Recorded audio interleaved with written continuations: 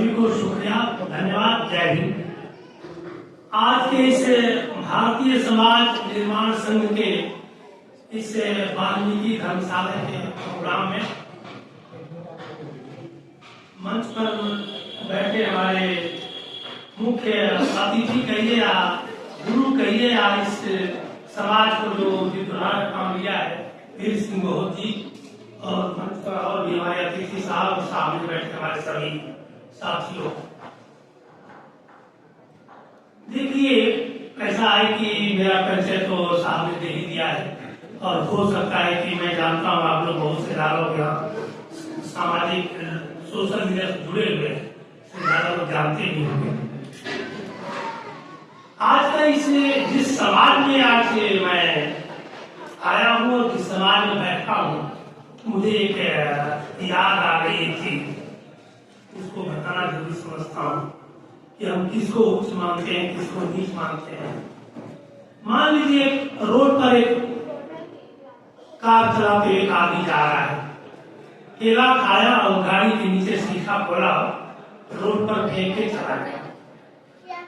फिर पीछे से एक आदमी आ रहा है, वो केले के छिलके को देखा और गाड़ी रोक करके केले के छिलके को फेंक देता है।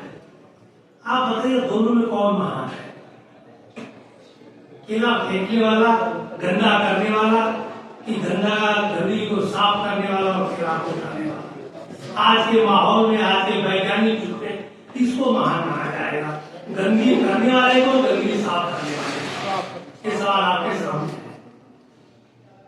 और जो गंदगी करता है वो अपने को गर्व महसूस कर रहा है, चंदन लगाता है, तिलक लगाता है, दिखाता है कि महान दुनिया का, यहाँ तक कि बुद्धि को भी मतलब कमजोर और गंदगी फैलाने वाला और इंसान को तो जानवर से बदतर बनाने वाला अपने आप को उच्च मानता है और बड़ा गर्व दिखाता है। एक समाज सच करता हूँ, गर्व करने के लायक दुर्भाग्य है कि अपने को छिपाता है, बताता नहीं, गर्व नहीं करता है।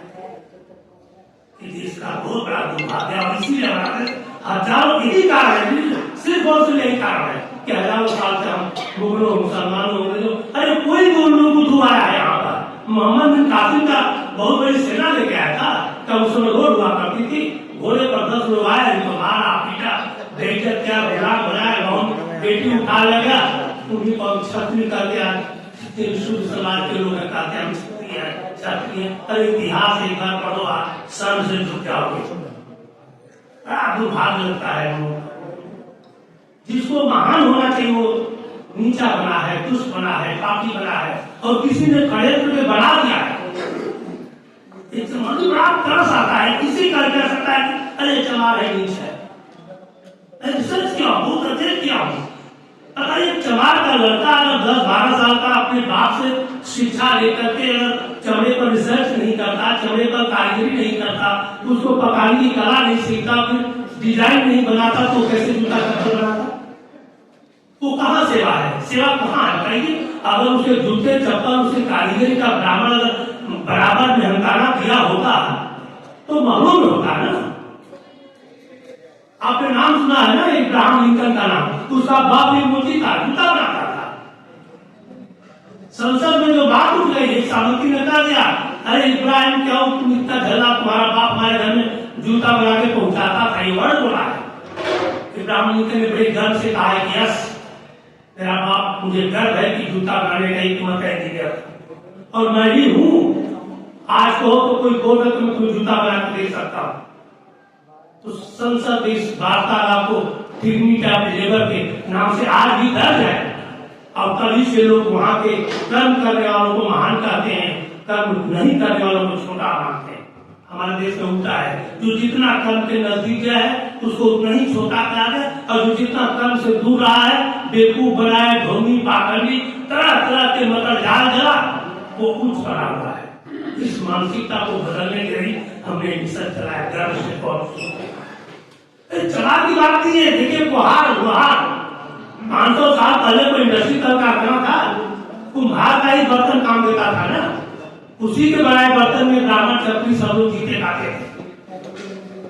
शूद्र समाज जो है कर्म करने लोग हैं, बहुत बड़ा दुर्भाग्य। देखिए, ब्राह्मण क्षत्रिय वैश्य को अकर्म कहा गया है, इनको कर्म करना अपराध कहा गया। पृथ्वी पर अपराध हो जाएगा ब्राह्मण कर्म करेगा। तो शुद्ध समाज कर्म करने को शुद्ध कहा गया। यादव पूर्वी को जो जितना कर्म किया है, आप इन्होंने ही कर दिया है। बहुत बड़ा दुर्भाग्य कि उनको छोटी छोटी ऊंच नीच जाति में बांट दिया और एक दूसरे को ऊंच बना दिया, अपने एक षड्यंत्र के तरह। और अपने को ब्राह्मण शक्ति आज की स्थिति में आ गई है कि ब्राह्मण अपनी जातियों को भूल करके एक और बन गया है। उनमें जातियां थी कि उपाध्याय जो शादी वाला ब्राह्मण था वो पाकर ब्राह्मण को यही करता था ना, उसके छुआछूत की भावना थी, नहीं छूता था उसका खाना नहीं खाता था, उनमें भी छुआछूत की ब्राह्मणों में भी। लेकिन वो आज समय को देख कर एक हो गए, सब भूल गए। छात्रों में कई जातियों में एक अपने वर्ग में शादी नहीं करते हैं, दूसरे वर्ग में करते हैं, एकजुट करने के लिए। इसलिए उनको सवर्ण हो गए, 15% फैक्टर हो गए और 15% दम में कोई नहीं थे, कोई सेवाई नहीं कर सकता उनके ऊपर। आर्थिक परिस्थिति कितना भी ना कर, उन्होंने अपने लिए कितना काम किया है और उसमें 10% हमारे ऊपर अपना सरकार बना रहे हैं, तो बिजली बना रहे हैं और हम लोग टुकड़े में बटे हुए हैं। सबसे बड़ा चीज एक और है, यहाँ तो कई बातें उठ रही है, मैं सोच रहा हूँ किस पर बात करूँ। सबसे बड़ी बात यह है कि हम जहाँ राजनीति की बात करते हैं, थोड़ा ये कि उन्होंने 100-150 साल से बड़ी मेहनत करके सब कुछ करके अपने जो ब्राह्मण और ब्राह्मणवाद का जो वर्चस्व था 500 साल पहले, उस त्रासदी को भुला नहीं पाए और उस त्रासदी को कवर करने के लिए, ओवरटेक करने के लिए, फिर से पाने के लिए उन्होंने लगन से मेहनत से 100-150 साल तक काम किया। कांग्रेस के गवर्नमेंट में भी स्लीपर सेल बनकर उन्होंने काम किया, कितने बम ब्लास्ट कराए, कितने देश का नुकसान किया, सिर्फ किसके लिए? ब्राह्मण और ब्राह्मणवाद के वर्चस्व को फिर लाने के लिए। तो मैं उनका दोष नहीं मानता। जब किसी का वर्चस्व बढ़ जाता है और वर्चस्व छीन जाता है तो उसकी त्रासदी होती है, वो त्रासदी होता नहीं है। एक अकेले की तो भूल जाएगा, लेकिन एक वर्ग होता है ना तो पूरे वर्ग की त्रासदी होती है। वर्ग की त्रासदी होती है ना तो कभी नहीं बुला संरक्षण बनाता है। तो ब्राह्मण की त्रासदी ही आरएसएस में पैदा है, इसी का आरएसएस पैदा होता है। तो त्रासदी और दुर्भाग्य है कि ब्राह्मण अपनी त्रासदी को याद कर रहा। हम तो करेंगे, पूरे विश्व में यौनो बन गया है, पूरे विश्व में कोई किसी पर अधिकार नहीं जमा सकता है, कोई किसी पर कब्जा नहीं कर सकता है, एक इंसान दूसरे इंसान पर भी कब्जा नहीं कर सकता है। यौनो का चार्टर मानवाधिकार है। इस चीज को भी हमारे ब्राह्मण शास्त्र नहीं समझ पा रहे हैं। अब तो उनको अपनी पुरानी स्थिति को, पुरानी विचारधाराओं को और पुरानी कब्जा स्थिति को, अमानवीय अत्याचारी जो उनका व्यवहार था उसको भूलना चाहिए, लेकिन नहीं भूल रहे हैं। सोचिए, दुर्भाग्य कि संसद में हमारे देश का गृह मंत्री उस त्रासदी को याद कर रहा है और खुलाया संसद में कह रहा है अम्बेडकर एक फैसल हो गया है। अगर तुम इतना अगर किसी भगवान की पूजा करते स्वर्ग और स्वर्ग में पहुंच जाते, बताइए उस मूर्ख को अभी तक नहीं आप बताना चाहिए स्वर्ग कहाँ है। अरे मरा हुआ आदमी जब स्वर्ग में गया तो लौट में पाया नहीं, और जिंदा आदमी स्वर्ग में गया नहीं, तो स्वर्ग की परिभाषा कौन लिखा, कौन बताए? कोई तो होना चाहिए स्वर्ग जाकर देख गया, मरा तो लौट गया नहीं और जिंदा कहीं गया नहीं, तो कौन बताया? अब गृह मंत्री से पूछना चाहिए था, सत्य की यही सवाल दूसरे नहीं पूछना चाहिए। आप तू बता दे स्वर्ग काम जाने को तैयार है, चल तुम्हारा जीवन का पूजा करता हूँ, तू स्वर्ग में पहुंचा।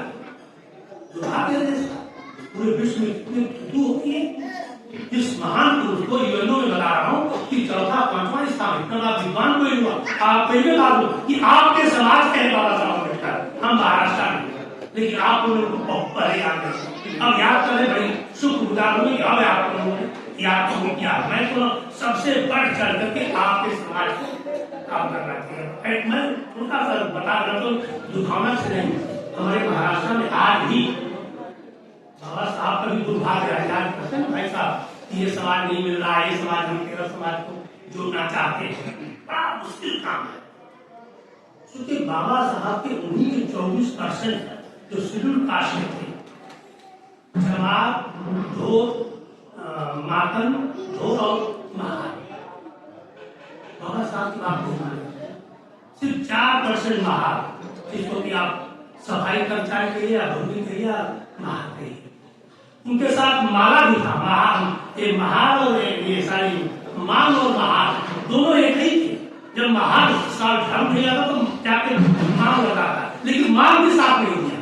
मांग और महार बड़े नजदीक थे, एक में मतलब एक पूरी थी उनकी, फिर मांग भी साथ और चमार और भूत बहुत दूर की बात नहीं। तो आज भी जय भीम नहीं बोलता है, बड़े बड़े अधिकारी नहीं बोलते। अगर उनके समाज में मंच को कोई जय भीम बोलता है तो उसको मार पड़े, आज की बात करता हूँ। देश का दुर्भाग्य है। और ये देखिए आप खुद ही आपको बोल रहे यूपी के चिंगाटा और चमार का बाबा साहब हो रहा है, इनको नजर आने है। कांचीराम क्यों सफल हुए 10 साल के बाद? वहां का चमार साहब नहीं किया। कहता है कि ठीक है कांचीराम साहब जो है चमार तो है, लेकिन जय भीम क्यों बोलते हैं? उनको जय भीम से रहते। ये दुर्भाग्य है इस देश में। छोटी छोटी ब्राह्मणवादी मानसिकता का हर आदमी के दिमाग में इतना जबरदस्त जहर पैदा कर दिया है ना। जात की सबसे बड़ा जहर जानते हैं कि जात के महत्व को बढ़ा दिया है, और यहाँ तक लिख दिया है कि जात के अपमान जो है मरने के बराबर है। लिखा हुआ धर्म पुस्तक में, जात का अपमान हो गया तो मरण है। ये भी बता देना चाहता हूँ आप लोग कि मैं भी यादव हूँ, लेकिन ब्राह्मणवादी मानसिकता में यादव कोई ये मत सोचिए कि सिर्फ वाल्मीकि समाज का ही अपमान हुआ। अपमान सबका हुआ है, किसी को कम हुआ है, किसी को थोड़ा हुआ, किसी को ज्यादा हुआ है, लेकिन अपमान सभी किए गए। और सबसे बड़ा प्रभाव हम लोग का कि हम अपने में अपमान होते गए। यादव है तो अपने को कुर्मी को समझ रहा है, अपने को समझ रहा है। चमार है भंग उनमें भी द्वेष अपने को उसकी भावना है। तो हम सभी ब्राह्मणवादी हैं। ब्राह्मणवाद एक बीमारी है जो हिंदुस्तान के हर नागरिक में जेनेटिक से पैदा होती है, और वो ब्राह्मणवाद बीमारी जो है हर इंसान में, सिर्फ ब्राह्मणवाद ब्राह्मणों में नहीं है, ब्राह्मण हम और आप सभी हैं। जो भी इंसान जात से अपने को उच्च मानता है, किसी को नीच मानता है, वो ब्राह्मण है। और ये बीमारी दूर करना सबसे बड़ी प्राथमिकता पहली होनी चाहिए। आपको बता दूं बाबा साहब अम्बेडकर पूरी लाइफ सिर्फ और सिर्फ एक ब्राह्मणवाद के खिलाफ, छुआछूत ऊंच नीच भेदभाव की मानसिकता। उन्होंने अंग्रेजों से लड़े, यहाँ बता देना जरूरी। बाबा साहब अम्बेडकर बोलने सम्मेलन में विदेशों से पढ़ के जब आए हैं और जब राजनीति को उन्होंने कदम रखा है तो उन्होंने कहा है अंग्रेजों से कि भाई ब्रिटेन में रह के आए हो, तुम लोग दोगले तरह के चरित्र अपना रहे हो। ब्रिटेन में अलग तरह के तुम्हारा कानून और नियम है और भारत में अलग तरह का है। यहाँ छुआछूत भेदभाव, यहाँ तक कि एक तालाब में जानवर पी सकता है, इंसान नहीं पी सकता। उन्होंने ऐसा लेटर लिखा विक्टोरिया को, 20-25 पेज का लेटर, कि दोगले राजनीति करते हो। इस पर बौखला गए। विक्टोरिया ने बोला फिर पता लगाओ क्या बात है, गांधी तो कुछ और बोलता है, अम्बेडकर कुछ और बोल रहा है, पता लगाओ। तो पता लगाने के लिए साइमन कमीशन आया, बाबा साहब के लेकर आया, और साइमन कमीशन आया तो पता है कितना परिवर्तन हुआ है। बाबा साहब अंग्रेजों से लड़े, इसके बाद स्वतंत्र भारत में लड़े।